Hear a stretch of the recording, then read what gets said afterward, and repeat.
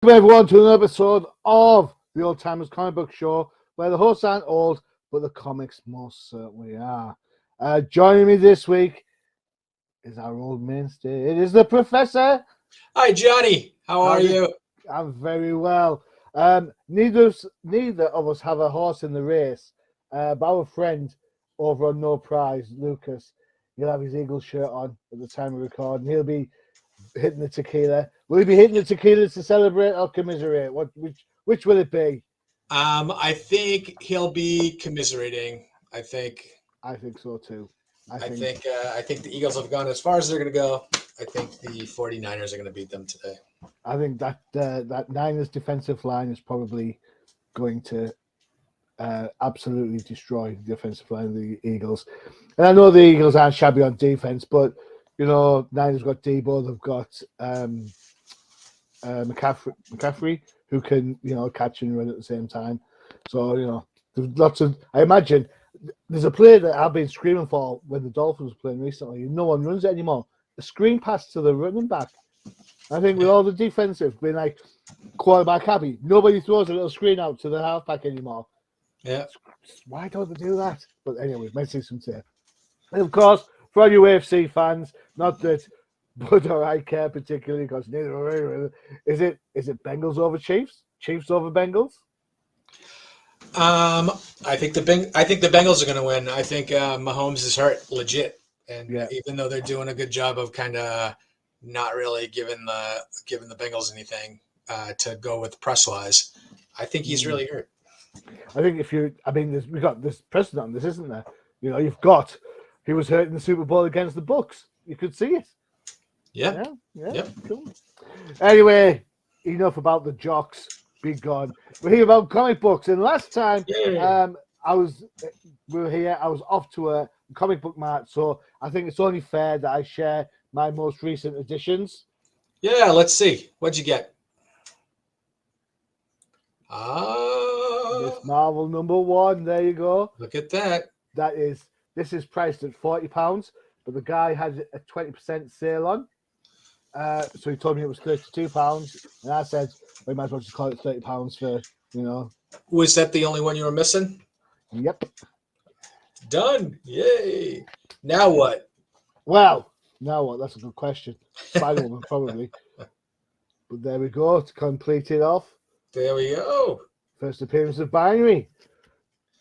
Excellent. Cover price £18. Got it for $12. So again, more than 20% off. So does that make your Carol Danvers collection complete? God no, there's loads, man. There's loads, isn't there? There's like two series of Captain Marvel. There's more. There's the Carol Corps, which I don't know. You gotta have Avengers #200 in your collection. I already have that. Do you have Avengers Annual #10? Yes, I do. Oh, okay. You got all the important pieces then. I'm not doing too bad here, am I? You're My wife bought me Avengers Annual 10 from the Dial Night a couple of years back for a birthday, so I really do appreciate that. Right, so enough of my Captain Marvel Carol fetish. Some would say. We're talking about creators who have changed the landscape, changed it for the characters that they were working on, changed it for comics generally. And as always, I think we have a couple of eclectic choices, to say the least, this time around. I think so. But there are some biggies that we didn't talk about. I think.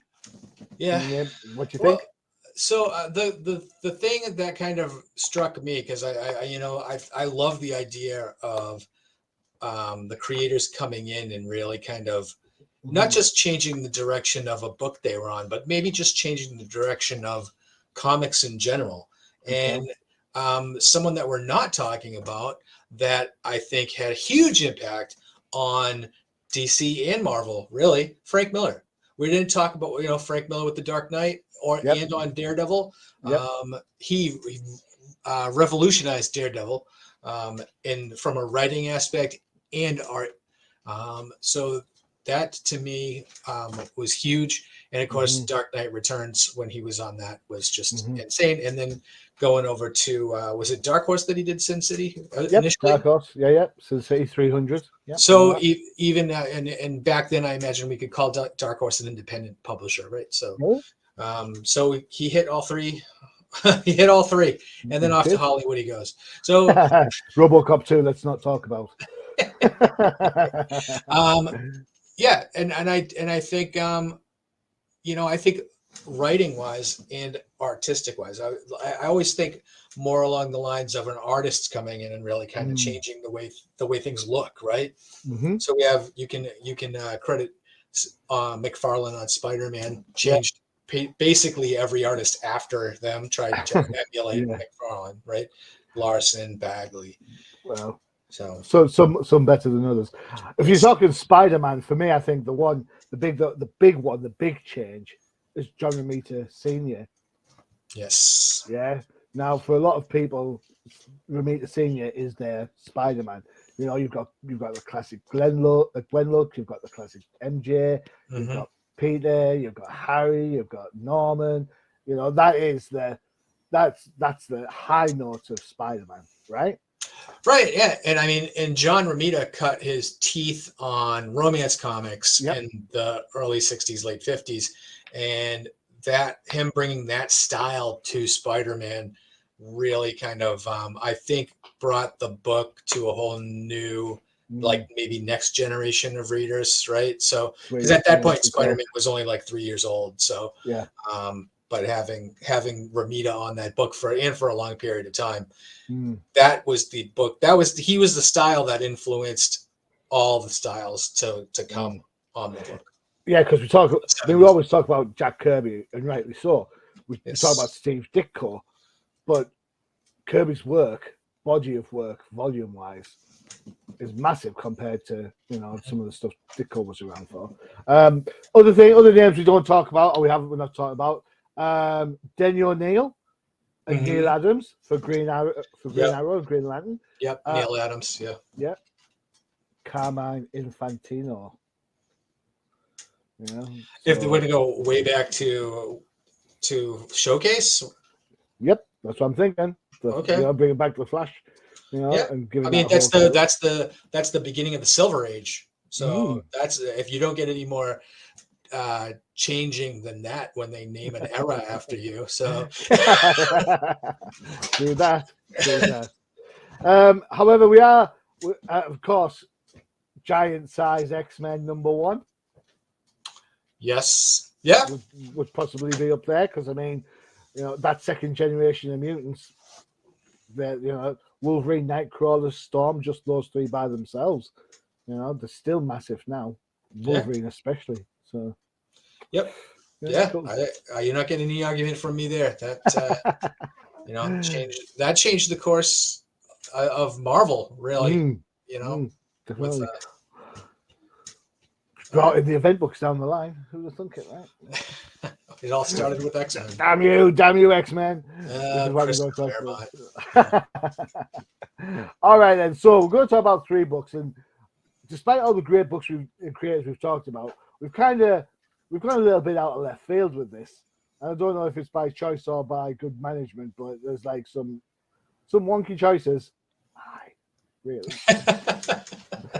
that are in play here. I All feel right, like I always go for the top pick, and you're always no, in left field no, somewhere. yeah, I left field is that's where my mind wanders. There is a reason for my left field one. All right, okay, so I like your pick this week, by the way. Man of Steel #1. This is the mini series that was set to relaunch Superman or rebrand him or how you want to call it. It is written by John Byrne, art by John Byrne, inks by Dick Giordano to make sure that DC style is still in play. Colors by Todd Zuko and letters by John Constanza. This is your choice. A surprising choice. I mean, John Byrne, yes, he's Mr. Marvel, but Man of Steel. Yeah. So let me give you some dates just before I go. Yeah. eBay. I am currently watching the whole run on eBay for 99 pence. Don't know if that's Really? going to happen. Yeah, straight up. On Go Collect, the average price for this book is $28. There you go. Cool. Oh, there you Not bad go. price. There you go. Sorry, carry on. No, so when we started thinking about the creators that changed the course of of what comics were going on at the time, I think this might have been one of the first books with variant cover. Just gonna say. There it is. There it is. And it had the little shine that Man of Steel was a little shiny logo there. If you have that issue, but you started it, Superman. It's all your fault. Yeah, it's all your fault. John Byrne coming over to DC, and I think last episode that we talked about when we talked about Jack Kirby coming over and how I thought Jack Kirby brought life and kinetic energy to a formerly stated technique over at DC. John Byrne did the same thing here. There was just a dynamic view to his artwork that you hadn't really seen in DC for a while. Things were still kind of looked the same. They just had done Crisis on Infinite Earths, so they did have George Perez, but for the Superman artists, like the Superman arts like pre-Crisis was still kind of the same old stuff. Kurt Swan. Kurt Swan, yeah. I don't mean to say Kurt Swan was the same old stuff, but come on. No, I know. It's the same. Yeah, when you do that, when you do the art for a character for 20 years, it's going to stay pretty much. Yeah. So John Byrne did a couple of different things here, where first of all, the total look of everything, especially here, he's giving a unique new look to Krypton. He's doing some stuff that we've never seen before in Superman. So from a writing standpoint and art standpoint, he is changing Superman for the better. This is not for the better is up for argument, but yeah. This is it's a reboot, right? Yep. It's a reboot. The biggest change here you have is Jonathan and Martha didn't die. No, they're here, not. And they are here through Clark's youth, and from when he becomes Superman and after. And anybody that had continued to read Superman know that Jonathan and Martha are around quite a bit in the Superman mythos for a while. Here, you get a couple of different changes to his origin. You have Superman, you have Clark actually playing football and being good at it and not quitting, as you see in almost every other part. Jonathan wouldn't let him play football because he was that much better. You see him getting used to his powers throughout his youth rather than just having them or discovering things late, like in the Smallville TV series. This kind of I love Smallville. I know it's wonky in places, but I love Smallville. I did too. And this actually, I think out of all the Superman origins, this is the one that I think Smallville kind of holds to a little bit more, right? Yeah, maybe. Yeah, I can see that. Yeah. I just like the visuals. John Byrne keeps everything kind of looking like the Siegel Schuster, the ship and everything, but he puts his John Byrne mark on everything. The fact that he still can't draw babies, but but this book reintroduces Jonathan and Martha. It reintroduces Lana. It reintroduces Lois, and it just kind of goes to just those little tweaks, to the big changes, right? The big change being Jonathan and Martha Kent, but the little tweaks being, Lana's still hanging around here. If you go further on in the series, if you read the whole 6 issues, they reintroduce all the mythos, the Kryptonite, the Lex Luthor, the Daily Planet, stuff that you don't get to see in the first issue here.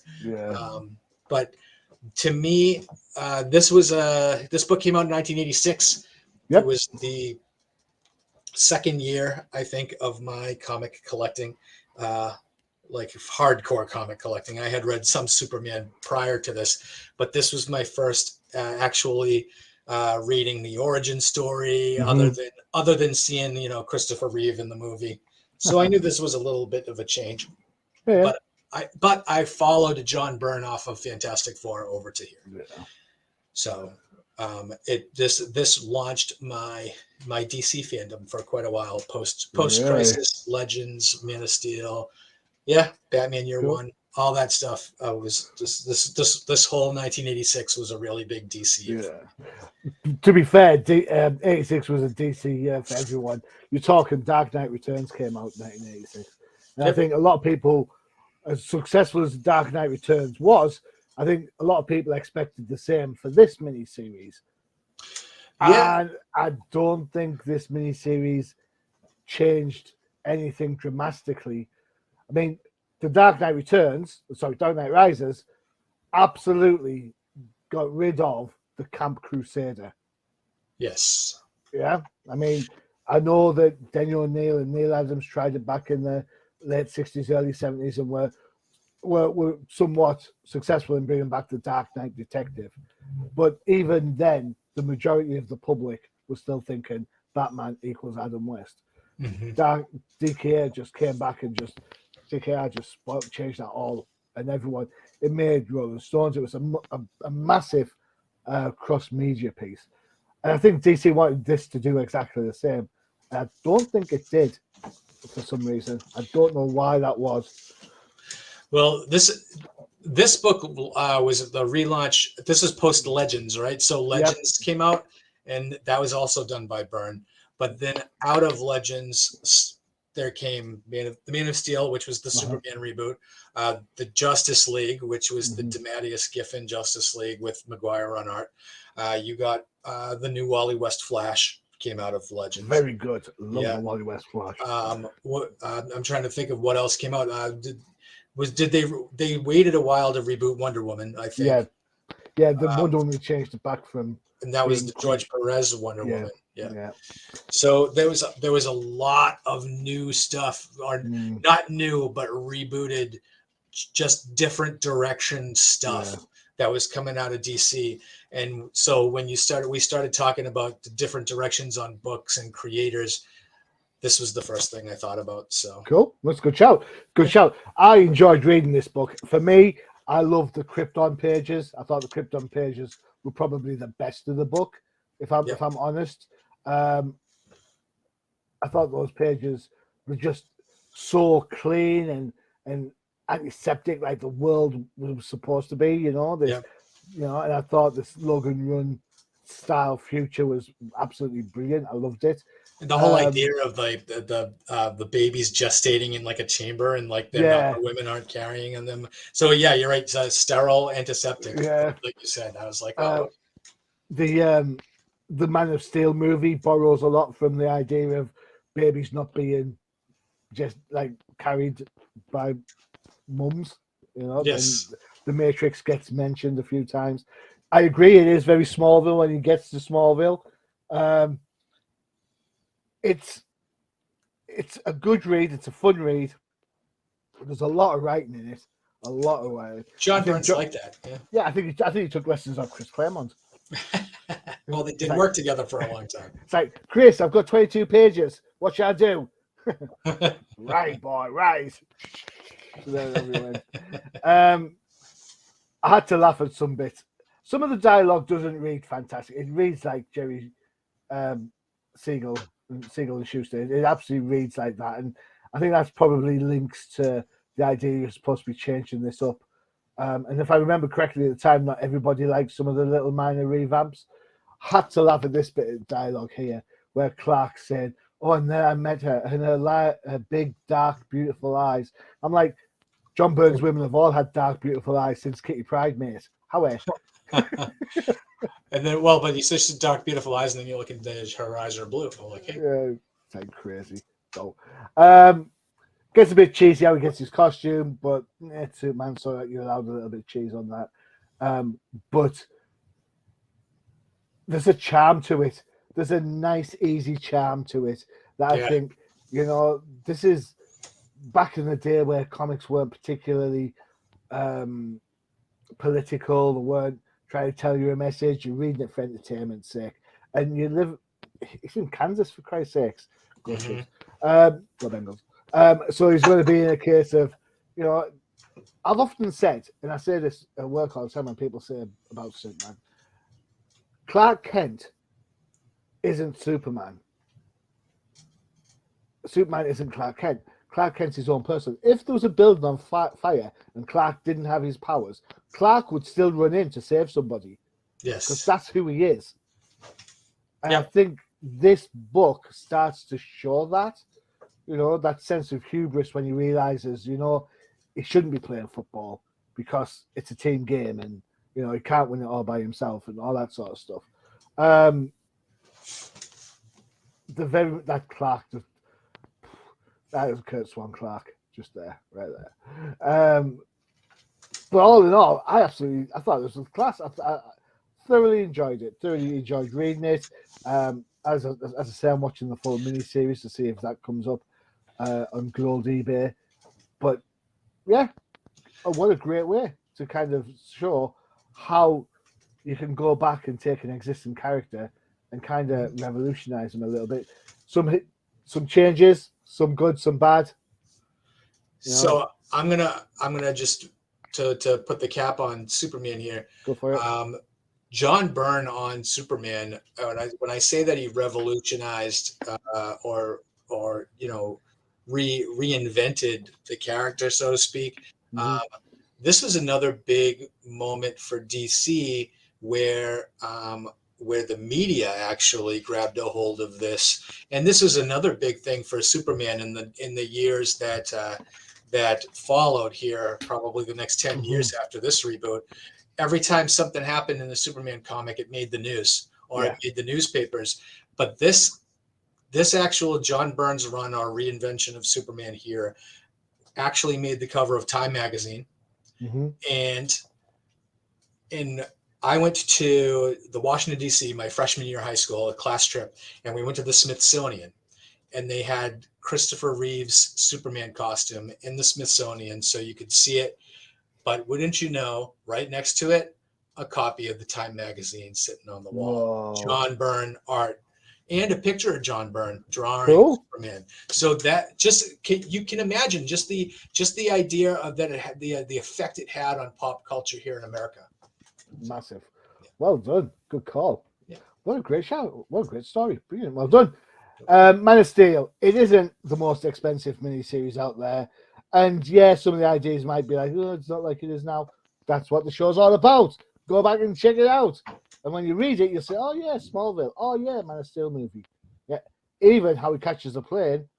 I'm not saying it could have been Superman Returns. I'm not saying it could have been. All right, okay. Time for one of our adverts. You never know. As we talk about DC, it seems only fair that we run this advert. It is the definitive Crusade.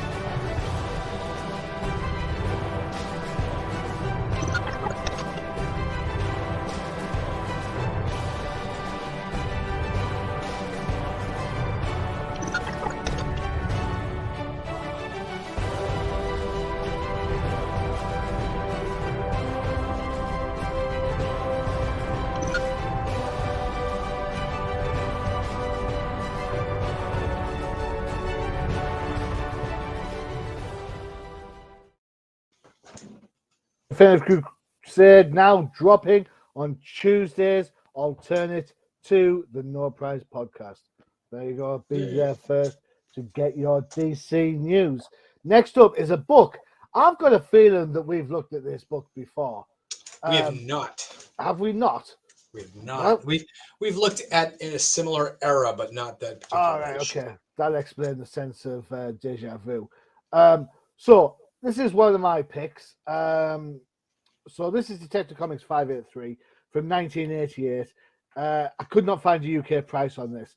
However, the US price for 9.6 is on Go Collect a whopping $110. What? How do you figure? Well, that's a really good question. So first off, let's talk about why I picked this. This book is written by John Wagner and Alan Grant. Well, kinda. Wagner leaves the book, even though the covers say otherwise. The art is by the late, great Norm Brayfogle. Inks by Kim DeMulder, colors by Adriana Roy, and letters are by Todd Klein. Now, the reason these got together on this book is very simple. The year is 1988. The hoopla over the DKR has died down, and we're 12 months away from the first Batman movie. Detective Comics sales were terrible. They were talking about canceling the book. Now, if you think, yeah, straight up, historically, they looked at this and canceled it early in, about late 70s, early 80s, when they changed this to the Batman family. And then Batman, they had a choice, they either cancel Batman family or Detective. And they kept Detective and moved aspects of it into Detective. That's why Detective ended up having like backup stories in for a while. So, no one had any idea what would happen with this book at all. All right. So along comes these characters, these creators, and they put together a book that starts out okay. Then we get into the action, and it's kinetic, it's frenetic, it's a different art style. If you think of the other side of this back square, as it were, this back rectangle, the other side is Jim Aparo. Now, Jim Aparo, as we know, is fantastic. We all love Jim Aparo, but to say he's kind of what, second generation, third generation Neil Adams is a fair shout. Yes. So he's got that traditional square Batman going on. Brayfogle, on the other hand, is all about character. It's about elongated bodies. It's about facial elements. I don't think I've ever seen Batman have so expressive faces this early on. Like, we're talking 8 years. Yeah. I mean, you look shocked and everything. Alan Grant and John Wagner, British writers from Judge Dredd. So they've swapped one form of law enforcement for another, kind of. And Alan Grant's humor starts to show in later issues. The reason why this book is so important is this bit here. This is the first appearance of the ventriloquist and Scarface, who would later become huge characters in Alan Grant's Batman run, as well as making appearances on Batman the Animated Series and later on The Batman that came out after that. To say he's one of those classic characters, he's a dummy. So he calls him Gatman. Yep. Yeah. The dialogue for Scarface just shows you sort of torment that Alan Grant must have in his head to work out with this. You know, get it back. What do you mean get it back? Oh, bring it back. Yeah, get it. And you have to think about it. You know, and the whole idea that it's Scarface in control, not Wesker, pure genius. Batman does get to be a little bit more frenetic in this.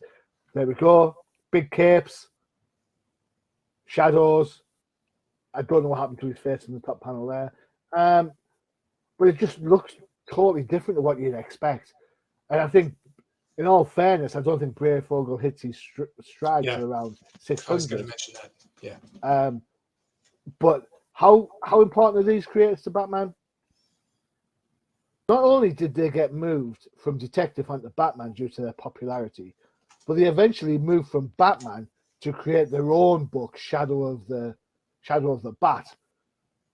Yeah. That's how popular these guys were. So to say that they helped save Batman is not an understatement in any shape, way, or form.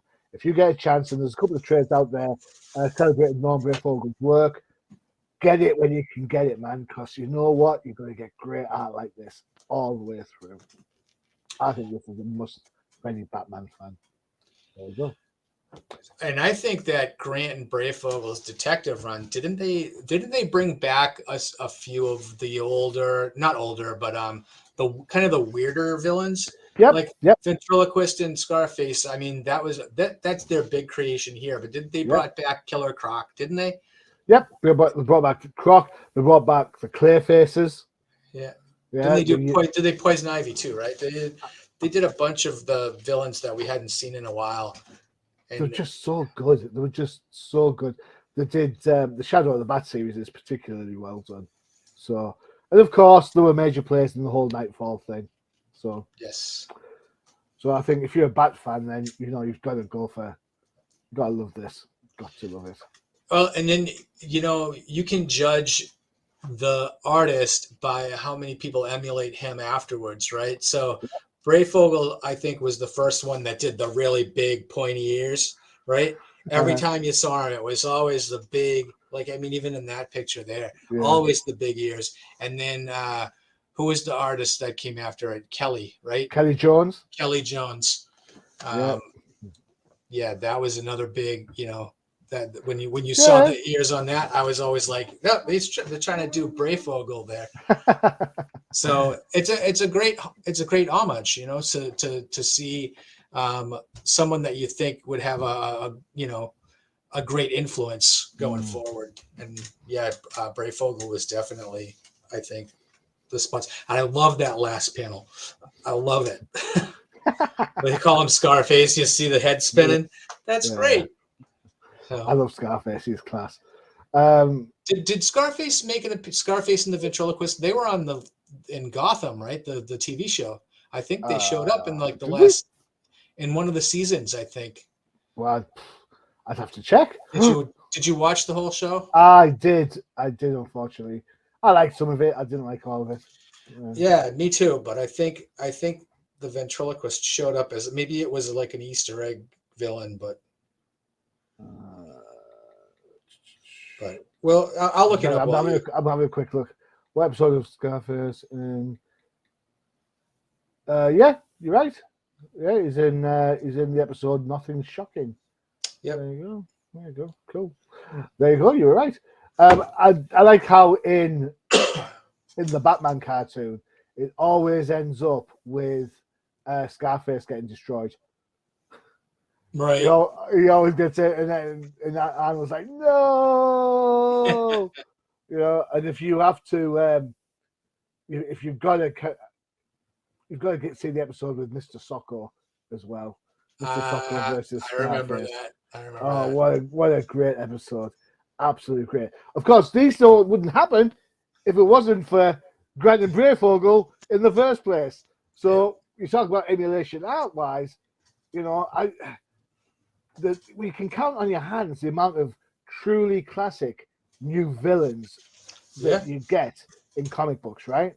Yep. I mean, especially post 80s, like 80s and forward, they're very few and far between.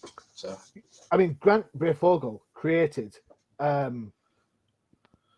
Ventriloquist and Scarface, Anarchy.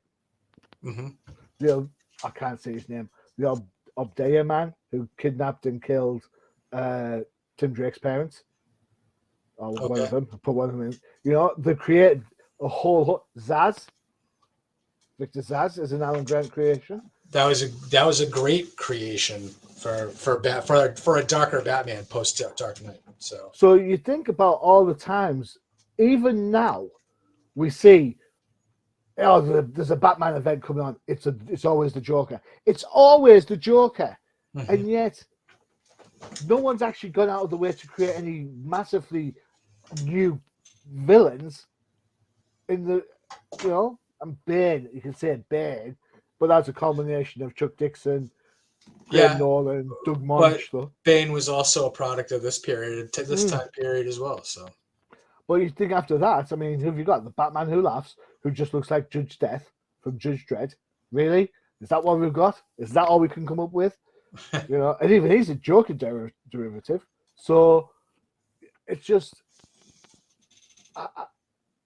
when I read these books of this era of Batman, it's just so refreshing because it's just Batman taking on crime. That's it. There's no sort of like interplanetary threat coming. He's not having to go up against aliens. He's not getting time displaced. He's not going up against Darkseid. And yet it still reads really well. Mm-hmm. Yeah, I think if you have a good like mind or a good writer would be you'd want them to be a crime writer first. Yes. And then be able to switch over to write Batman, because I mean I think the superhero stuff is secondary to the fact that you have to know write a good mystery first. If you can write a good mystery and a good crime novel, then you could probably write Batman because you could just plug him in. Alan Grant's writing, though. I mean, there are a couple of things in later issues. He says things like Batman's on a stakeout. And he'll say, I'm here watching whatever it is. And he'll say, if I had $1 for every time I was right, I'd be as rich as Bruce Wayne. Which gives the idea that Batman thinks he's not Bruce Wayne. Or it could be that I am as rich as Bruce Wayne, and I'm always right. So yeah, so if that whole Who's the Mask is Bruce the Mask to Batman, or vice versa, and I think in 600, after Alfred gets attacked, it's very much Alfred rings up Bats and says, "Oh, the man has been attacked. It's been robbed." He's like, "Okay, have you been injured?" He said, "No, I'm all right." He says, "Alfred, call yourself a doctor." And Alfred goes, "Sir, I'm a doctor, sir." which is a really bad joke, but it's like, that pithy Alfred is brilliant, and Grant had him down spot on. So, and worth mentioning that we did lose Alan Grant last year. Yeah, late Alan last Grant. year. It's awful. I mean, Alan Grant, Norm Brayfogle, they are just absolute legends. And if you're a Batman fan, you should be checking this stuff out. Definitely. For sure. We were watching Into the Spider-Verse the other last night, my wife and I. I'm sorry. I'm kidding. It was a good movie. Yeah.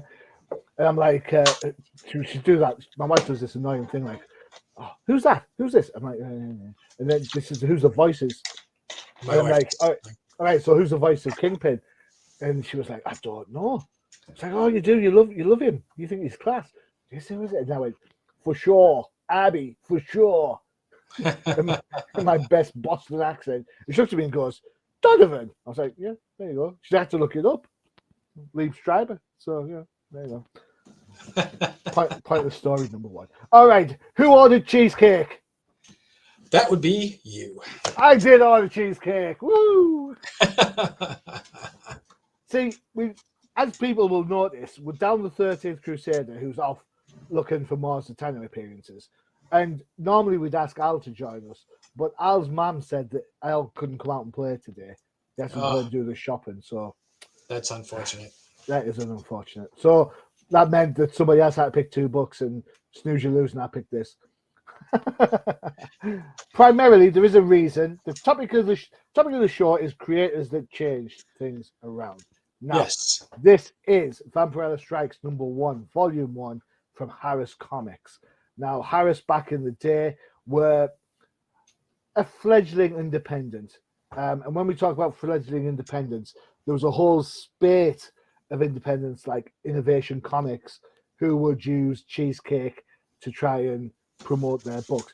Think about Zenoscope, but instead of being about fairy tales, it'd be like the Cheesecake version of Lost in Space, and stuff like that. The Rocketeer, again, would be another prime example, I suppose, of that 50s pin-up cheesecake stuff.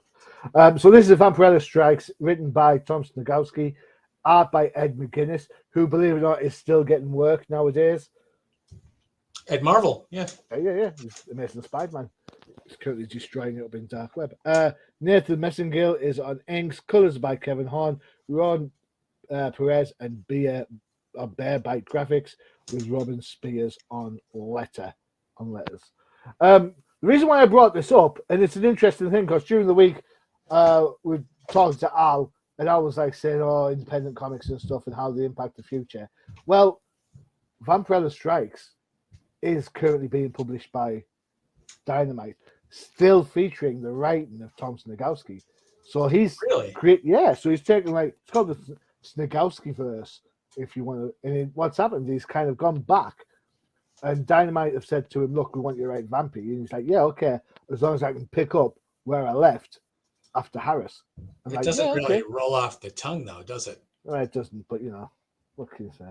But so that's why I picked this. There's a little bit of, I suppose, parity to the whole current and the past. So I think I have that cover. I have that one. Is it the same model? Yeah, it is. Okay. Go collect. Have this down as $36. I paid £2 for mine, so I don't mind so much. So this is back in the late 90s. So therefore, art overall, art liberales. It's very X-Men looking. Yeah, the letters especially are very X-Men looking, image looking. And then, of course, it's a vampy book, so you get nubile women jumping around, doing all sorts of stuff. The art, I'm not sure if I like the art. With that said, Well, this is very early Ed McGuinness. Yeah, it's just kind of. I mean, I've seen his stuff on World's Finest. It was miles better than this. Yeah. It's the Marvel stuff is much better than this too. Well, not his recent stuff, but well, I mean, traditionally. Yeah. We get Vampy in a traditional Vampy outfit. She's got thigh highs now, not the calf boots. It kind of works, but it does go to show the appeal of Vampy. The fact that she's walking around in a swimming suit obviously helps the whole cause. But there is a plot to this. She works for a company called the Dance Macabre, who looks after all the supernatural stuff going on. Interestingly, she doesn't have her bat wings going on there that she normally does when she's flying. But there's a love interest, blood gore. What more do you want from a Vampirella book? Yeah, maybe. Harris Comics were successful in keeping Vampy going in one shape or another for quite some time, but then around 2010, they got bought out by Dynamite, and Dynamite have never looked back since. I think Vampy is one of their mainstay books, isn't it? She has more books out than Batman, which is fair enough. A one for the true diehard Vampy fan is probably what I would say for this, especially at $36 a pop. What was your take on this? It had an indie feel to it when I was reading it. If you had sent me this book and I was reading through it and it was black and white, I think it would have even felt even more like that's the only reason that it didn't really come off at me as an independent was because it was in full color. But other than that, the story was a bit weak. The writing was kind of trashy at points. And that to me, that's really that kind of jumps out. That this was the publisher that just kind of gets them where they can find them, kind of the writers and artists. Ed McGuinness, obviously, he has a brighter future ahead of him than this book, and I don't know if it seemed like he rushed this or if it was just, he's 1995. He's probably only 5 years out of college at this point, so he's very early in getting through this. So this is early Ed McGuinness. He's got a lot of room to grow. It's surprising because that picture of Vampy that was shown there is classic McGuinness. That's the form. That's the style that he will eventually develop into. Yeah, but some of the background characters in this just don't look fleshed out. They don't look the same panel to panel. Sometimes the backgrounds aren't even there. But the book, it was what it was. I'm not a huge Vampirella fan anyway. I know. All right, okay, fine. You like your superheroes with more clothes on? I get it. They don't have to have clothes on. And if you want to know what we're talking about, check out the last episode of No Price Podcast. There you go. Dropped the day before this one dropped, so go check that out. Yes. Snigowski's a really great guy. I've interviewed him a couple of times on Outside the Panels, and his writing is a lot better. Very much again, early work, moving forward, progressing. Right, right. So I think, when we talk about creators have to match the characters, right? Yes. I also think writers have to match publishers. Do you know what Yeah. I'm saying? So No, it's I like think so too. you wouldn't expect someone like Grant Morrison to go to the Zenoscope and drop a book about full of metaphor and intimation. When Yeah. Zenoscope, all they care about is, how naked can we get away with this character being, yeah, that sort Right. of thing. Yeah, so it's kind of, you got to go with the flow, and you've got to think this was you're absolutely right, 95. So this is just after Image, Yep. where everyone was going for that over the top Jim Lee, Yeah. Mark Silvestri look about the books and stuff. Yeah. I like the fact that Vampy stayed more or less consistent look wise. Yeah. And Well, and this was the boom time too, right? So this Yeah. was when there was a bazillion different books on the shelves, and Yeah. Vampy had the little shelf space, right? Everybody, there was a known commodity at the time, so they could get away with this. So you could say it was boom or bust, and Vampy had both. What in 1995? What else was coming out from like besides Vapor Elevate? Like, didn't we have like Witchblade and There was all those other? Witchblade, Cyberforce. No, but all the cheesecake girly stuff, Yeah. So Cheesecake. everything was like a pinup cover, Yeah, definitely. We could shout out Don McGregor again and say Lady Rawhide was coming out around 1995. Oh, really? Yes, I remember that, the Zorro. Yeah, from Topps Comics. Yep, I think it was. that was my buddy Don. Yeah, getting in on the. We're gonna have to get him on. I know. We're gonna have to get him on. I absolutely loved Rawhide. I bought a ton of Topps Comics. I bought the Dracula tie-in book because I had Mignola art inside, and I love Mignola. So no, I was quite in my Topps Comics. Like I think I was buying more Topps than Valiant back then. Yeah. He's still writing Zorro, by the way. Yeah. Yeah. The fox. So, so if you like Vampy, go back, check it out. It's always fun. I sometimes feel going back to see how characters started, to see how they progressed through. I mean, we could always argue that the Miss Marvel that was in Miss Marvel #1 isn't the same Carol Danvers that's just dropped in Captain Marvel 46. But that's the joy of having different people work on characters, right? Yeah, of course. Yeah. And that's the joy of having their, I suppose, journeys change so dramatically. Yeah, sometimes you get the right creator at the right time on the right book, and magic happens. And other times you get Zenoscope. I'm joking. Don't hate me. We can't talk about Zenoscope anyway. They're not within our remit of the show. There you go. Gosh darn it. I could have said it another time, so you get Jason Aaron on Avengers. Well, I could have said you got Scott Lobdell, but I think I haven't dissed him for quite some time. Oh yeah, well, and he fits in the timeline too, so maybe we could do. Maybe that's our next show. Oh yes, that's a great one. Creators that destroyed the line. Oh, yes, that's excellent. Tune in 2 weeks. Yeah, Uncanny X-Men 313. There we go. Uncanny X-Men 281. There we go. Contentious. Yeah, we might need it.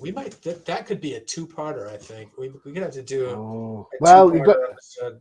Well, maybe, but you got to remember, Valentine's is just around the corner, and we could do another one of our annual Heroes and Villains in Love.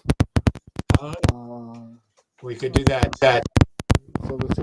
All right, there you go. A couple of options for you to keep listening. The creators that destroyed the comics,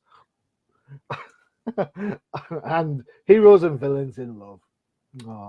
Hopefully next time around. I believe 13th is due back shortly off his sabbatical, so we'll be back up to full strength. If not, I'm sure we'll get an extra guest in somewhere to have their choice of picks in there, and go from there. And of course, in 2 weeks' time, we'll be getting ready for the Super Bowl, won't we? We will 2 weeks from Well, with Yeah. the tape day will be Super Bowl Sunday. Yeah. Cool. Excellent. Yeah. And then we can start to stop. Then we have to start talking baseball. All right. All right. Yeah. There you go. 3 up, 3 down, as always. Don't forget to check out the new CPN for all your favorite shows, including Professor. No Prize Podcast, all about the MCU, Disney Plus, and we do manage to squeeze a couple of comics in there when they're good. Even when they're not. Even And when of they're not. course, you've got the Definitive Crusade, which is all about DC books, Marvel books, DC books, and that's it, because DC's other stuff isn't getting cancelled left, right, and centre. That drops on alternate weeks to No Price Podcast. And keep your eyes open for Outside the Panels with a host of interviews with comic creators, including Kelly Thompson and a whole raft of Kickstarters for all you indie fans out there. There you go. Cool. I am now going to go and get ready and get some dogs and some chili sorted for the game. All right. Good luck to your team, sir. My team's not in it, but I mean, I'm shouting for the Bengals. Whoever you're shouting for. I'm shouting for the Bengals. All Bengals, Niners. That's what I'm shouting for. And on that note, I've been your host, Johnny Machine Hughes. And as always, adios.